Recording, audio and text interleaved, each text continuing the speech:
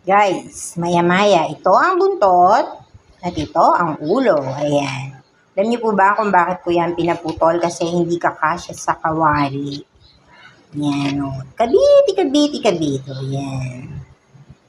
Yan po ang ating isda for today. Yan po guys ay ating isisigang. Abangan nyo kung paano ko isisigang. Yan guys. Hindi po ba? Yan po ay isdang dagat. Hindi po malansa yan guys.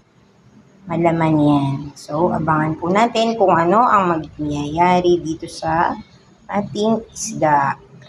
Isda na hinati sa dalawa. So, guys, tingnan natin kung ano magiging reaction ng isda mamaya. Kung siya ba ay magiging happy sa kanyang magiging recipe. So, guys, mag-iimbento tayo ng recipe.